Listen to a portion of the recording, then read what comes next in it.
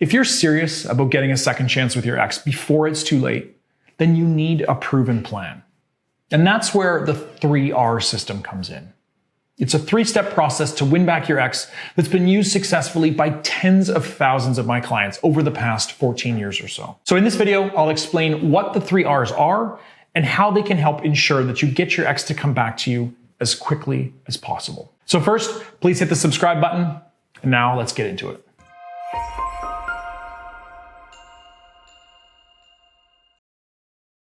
If you've already seen some of my other videos here on YouTube, then you may already know about my best-selling guide to getting your ex back called the X Factor. It's an online training course, recently completely updated and improved for 2024. It's already helped over 150,000 people from around the world get a second chance with an ex. Now, the reason I bring it up is because one of the core concepts behind the program is what I call the 3R system. Basically, I've broken down the process of winning back your ex into 3 distinct phases, or the 3Rs. And that is recovery, rekindling, and reattraction. Now, I've broken things down into these 3 phases because each one has a specific purpose, and each one is designed to subtly shift your ex's perception of you and ensure that they are receptive to the next phase. So here in this video, I'll briefly break down each of these 3Rs, and I'll explain what I recommend doing during each phase to ensure you maximize your shot at getting another chance with your ex before it's too late. It all begins with the first of the 3Rs. So the first phase, recovery, covers roughly the first month after breaking up. Or if it's already been a while since your breakup, then the first 4 weeks or so starting from today. Now, the recovery phase is partly what it sounds like. It's a time for you to recover from the worst of the post-breakup emotions and heartache. But more than that, it's also the period where you're going to isolate yourself from your ex to set yourself up for success in the next 2 phases. Now, if you're thinking to yourself, screw that, I've recovered enough, let me jump straight into the next step. Well, sorry, that's not really how it works. Because even if you really are in the right emotional state of mind, your ex isn't. You can't skip the recovery phase because it's essential to set the stage for the rekindling period that comes next. So the most important element of the recovery phase is a period of no contact, or at the very least, a period of time where you limit non-essential communication with your ex as much as possible. Now, as hard as this can be to implement, and as much as you may want to find another method out there that doesn't require you to go silent and ignore your ex for a few weeks, there is, despite what other so-called experts might tell you, no shortcut. Some form of no contact is critical in the vast majority of all breakups. I've actually already made a video about the few rare situations where no contact isn't always required, which you can watch by clicking the link in the description below. But for the vast majority of you watching this, you're going to need to implement no contact, and ideally as soon as possible. Now, depending on the details of your breakup and your ex, you may only need to give your ex, space for a couple of weeks, or if you've really pestered your ex and shown a lot of needy, desperate behavior recently, then you may need to go, a lot longer. Sometimes even, 6 or 8 weeks in really dire circumstances. If you want to know, where you stand with your ex right now and how long you're going to need to go silent for in order to get all the benefits of no contact, then I suggest you take my free 5-minute quiz after the video at breakupbrad.com/quiz. But for most of you watching who haven't yet done any kind of no contact, you need to start with at least a few weeks to give your ex plenty of space and let them forget about the negatives and the problems that plagued your old relationship. I'll just quickly summarize why this is important. First, quickly and completely shutting down communication with your ex, it forces them to go cold turkey instead of allowing them to sort of wean themselves off you over time.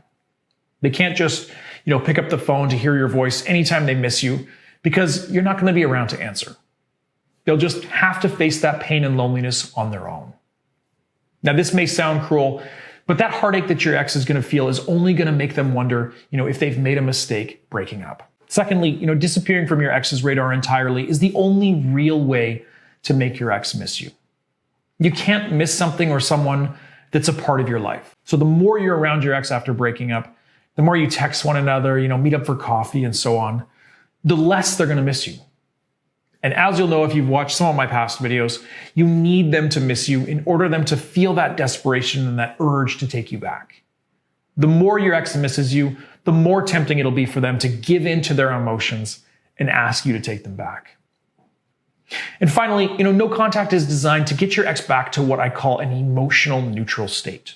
It's going to put them in a place where, they're going to be most likely to respond positively to what comes next in the rekindling phase. And the 30-day time frame that I usually recommend for no contact is actually based on science and research, that shows this is the average amount of time it takes for people to reach that sweet spot, where they're going to be most receptive to your rekindling efforts in step 2. But again, take the quiz at breakupbrad.com/quiz if you want to get a better idea of how long you're going to need to distance yourself from your ex. Now it's time to move on to the second R. So when you get to this point, your ex will now be in a place where their feelings of missing you are at their peak. They've had limited or no contact with you for several weeks at the very least. They're desperate to hear from you and they're curious about what you've been up to and why you haven't been around. Like they probably assumed that you would be following the breakup. And more than that, like I said, science shows that this is roughly the time where they're most likely to have begun letting go of their negative memories and emotions. They're no longer fixated on the bad parts of your relationship that contributed to the decision to break up. But they're still longing for the good times and nostalgic for the positive things that you brought to their life. So obviously then, this is a perfect time to re-engage and reopen communication with your ex. But you can't just call up your ex out of the blue without having any real reason to do so. You need to reestablish contact in a specific and a strategic way. You need to start slow, be patient, and work your way towards step 3 where things really start to come together.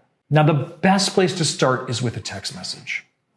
In-person meetups and phone conversations are far more likely to backfire or go badly. And honestly, you could end up unintentionally saying or doing something that is really going to set you back. So stick to texting initially and always have a clear goal with whatever message you're sending to your ex. Don't just, wing it.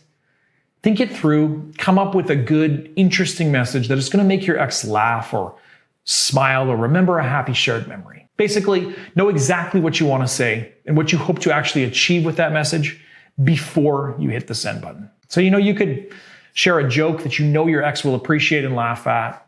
You can ask a specific question that they'll be able to answer. Update them on a situation or story in your life that they're going to care about. Anything like that where there's a legitimate purpose to your message and you're not just sending a closed or pointless, hey, what's up kind of message. I've also included actually a ton of example texts in my X Factor program that you can basically copy and paste. So if you want to learn about those and the rest of my full online course, just visit breakupbrad.com, watch the free tutorial video, and sign up today. Now, I call this second phase rekindling for a reason. And that's because it's designed to warm up your ex for what comes next. It's intended to break down their walls and ensure that they don't see you as a threat or really see through to your true intentions. And also to remind them how much fun you can be, how much positivity you brought to their life, and why they fell in love with you in the first place. So think of this phase as pouring gasoline on a pile of wood. You haven't lit the match yet, but when you do, it's definitely going to burst into flames. Now, sometimes you can move into step 3, the reattraction phase, after just a few text exchanges with your ex. But for some people, though, depending on the details of your specific situation, it might take longer. You need to be patient, and you can't rush the process. You want to interpret your ex's reaction and replies to each of your messages carefully to kind of gauge how receptive they're being and how likely it is that they're going to react positively when you suggest meeting in person.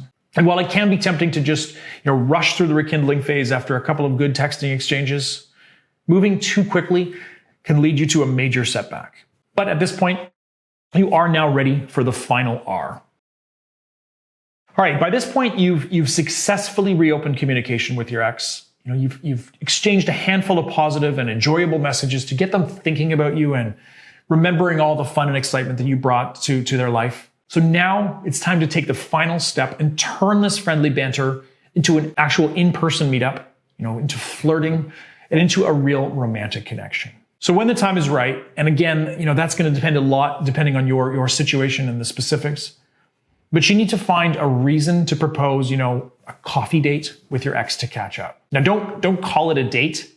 In fact, it's critical that your ex thinks this first meetup isn't going to be romantic or, anything threatening. And when I say you need a reason to propose meeting in person, I mean that you need to think of something that will serve as a legitimate excuse to meet. So this could be as simple as asking them to help you with your upcoming history exam, or asking for advice renovating your kitchen, or just, sharing some hilarious and interesting story that you know they're going to appreciate. Whatever it is, just be sure it's going to pass your ex's sniff test and not set off any alarm bells. If you handled the previous rekindling phase properly, they're usually going to agree to meet up on your first try. And when you're finally together in person with your ex, there's 3 things that you should keep in mind. Number 1 is don't rush it. Sometimes it's going to take 2 or 3 in-person encounters with your ex to make any real progress. So if they aren't really responding that well or seem hesitant, then just, back down a bit and just aim for a fun encounter with your ex that ends well and leaves the door open to more meetings in the near future. You may have to slow things down, revert to occasional texting exchanges, etc., if things aren't progressing that well after the first couple of meetups with your ex. Number 2 is to flirt and build sexual tension. Now, your ex obviously will think this is just a friendly meetup over coffee, since that's how you want to frame it, but you actually want to flirt as much as you can without being too obvious about it. And the more receptive your ex is to your flirting and your advances, then the more you have a green light to continue to ramp things up. So, playfully touch them, tease them, drop a sexual innuendo here and there. Just flirt. Treat it like a first date. Obviously, that can be tricky, and you are going to have to read the situation and adjust your behavior accordingly. But you really want to make your ex, attracted to you, sexually desire you, and really see all of your best attributes. Remember, you already made this person fall in love with you once before, so you know how to do it again, and that's a huge advantage. And number 3, always keep it fun, casual, and positive. Just like your text during the previous rekindling phase, don't ever let things get serious or heated when you're talking with your ex. No digging up old dirt, no asking about, whether they're dating again, no jealousy or depressing topics. Just show your ex a good time. Make them laugh, make them smile, and remember all the positive attributes and all the things that they loved about you when you were still together. Now, as I have mentioned in previous videos, it's usually wise to withhold sex, especially if you're female and you're trying to get your ex-boyfriend back, until they commit to a real committed relationship again. Now, you can definitely make your ex want you and, tease them sexually. In fact, you should do that as much as you can during the reattraction phase, at least as long as it's natural and they're playing along as well. But if they want to sleep with you but not get back together, then it's definitely best to withhold sex so they have, yet another reason to agree to officially take you back. All right, well, let's wrap it up here.